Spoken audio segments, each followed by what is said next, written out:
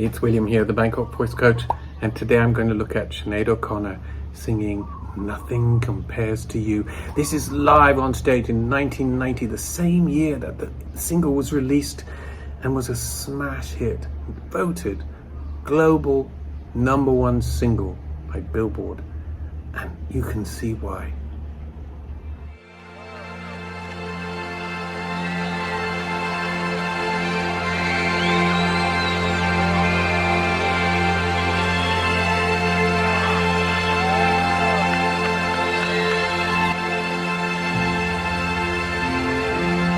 It's been 7 hours and 50 since you took your love away.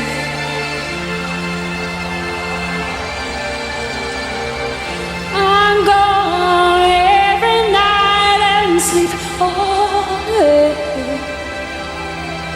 since you took your love away.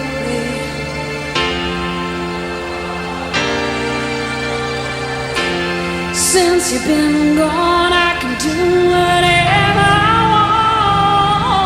want. I can see through every choose.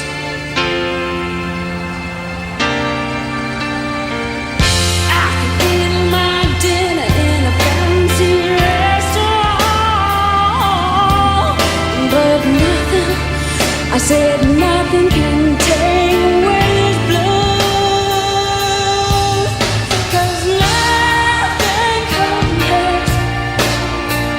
Nothing compares to you.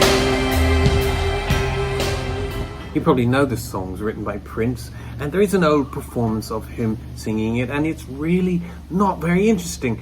And yet it takes someone like Sinéad O'Connor to turn it into this enormously defiant, powerful, intense artistic experience. Her voice has all the nuances, all the grades of dynamics, from this tiny intimate pianissimo to this big yelp of an animal which has been trapped in a cage. And that was Sinéad. She was this huge spectrum of a person. I met her a few times. She could be so funny. She didn't even know how funny she was. She said some things that were just so hilarious. And yet she was always intense. She was always thinking intense thoughts and having intense conversations. Okay, not always. How can I possibly say that? I didn't know her that well. But she always seemed to be living this intense inner life. And then she pours it into her song. And when I watched her recording in the recording studio, she had the microphone here for the intense moments. It was so close there. It was just this personal relationship between her and the microphone. And then she would just pull back and let out this enormous, great yelp right from the core of her being. She was a unique character and a unique artist. And it's only now that we're seeing that. Tragically, she died in South London on the 26th of July this year, 2023, and the world has realized what we have lost. It's been so long without you, like a burning out songs.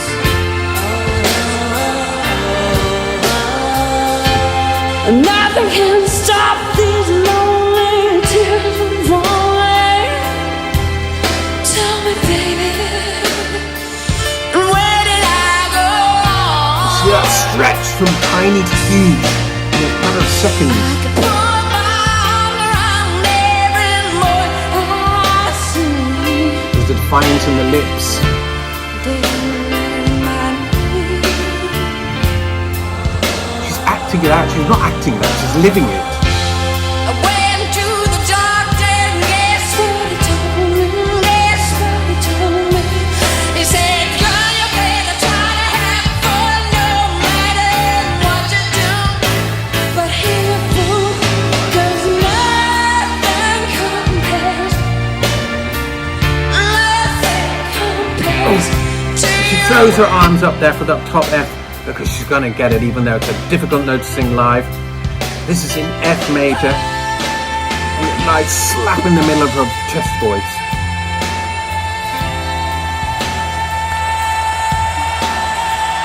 And that's her A there, right in the middle of her.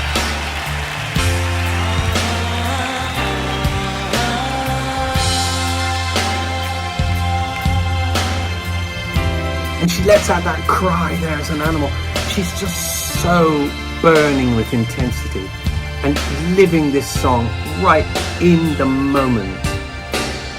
All the flowers that you planted, Mama, in the backyard. Fragility there. All lighting you with.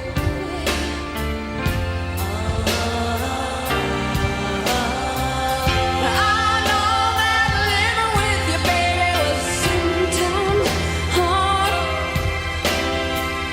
but I'm ready to give another try.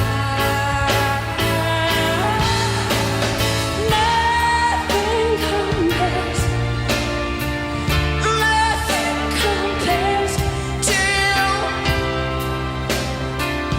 You know, it's that hook of the chorus, which every time it comes, it's even more intense.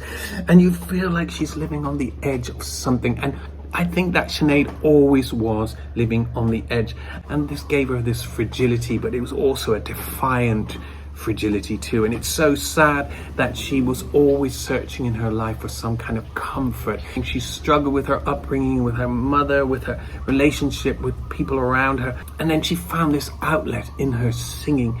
And yet she didn't want to be loved for her singing, she wanted to be loved for herself. And you find this a lot with singers, that they just really want someone to put their arms around them and make them feel better and say, it's going to be okay, Sinead, it's going to be okay.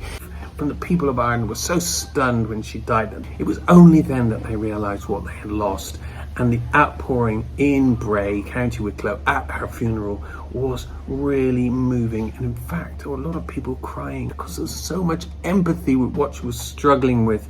She struggled with the death of her son Shane the year before she died. How do you get over that? How on earth can you come to terms with such a loss? And it's this sadness around her singing, but also this defiance and also this great connection to the human spirit. And we just admire it so much when we see her. And somehow we wish we could do it too.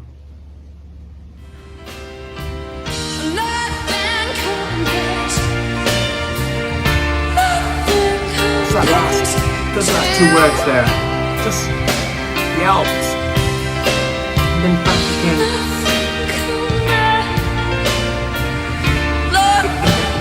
Tremolander there on those notes.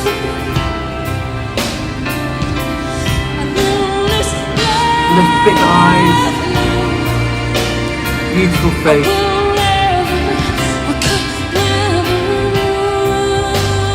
And there's the Virgin Mary on her back.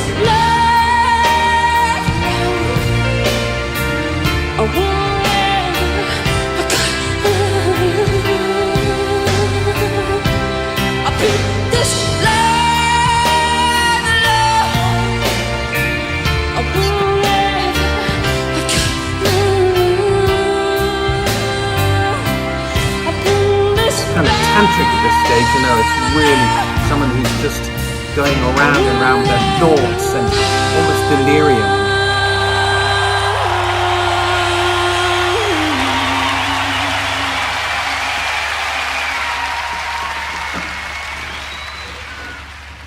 And I do believe that Sinead, when she performed, never held back, and that was why the audiences really responded to her. She didn't really have a filter. When I met her a few times, she said things that were on her mind. She just came out with things, and sometimes they were really funny, and sometimes you thought, my goodness, she's saying what she's thinking. But she did say what she thought, and that was one of the reasons why people found it easier to laugh at her, to dismiss her, and just say she was just going through a phase of this or a crazy bit of that. And when she sings, it's emotionally unfiltered. It is as raw as you can get. And that's why this song, when you hear the original sung by Prince, which is so pedestrian, and you hear this version sung by Sinead O'Connor, and you realise it can never be sung by anybody else. Something happened when she touched this song, and it touched the world. Because we all live with this human fragility, this uncertainty, and just trying to get through the day can be hard. I know, look at me, I look like I'm having difficulty getting through the day. But I do have difficulty getting through some days. This is all about relatability, and I can relate to this. And that was Sinead O'Connor's true gift, and she will really, really be missed. Thank you, Sinead, and I'm so sorry that you had to endure such struggles, and I hope that at the end it wasn't lonely and it wasn't painful, and that you got to be reunited with your beloved son, Shane. It's William here, the Bangkok Voice Coach. Thanks for watching.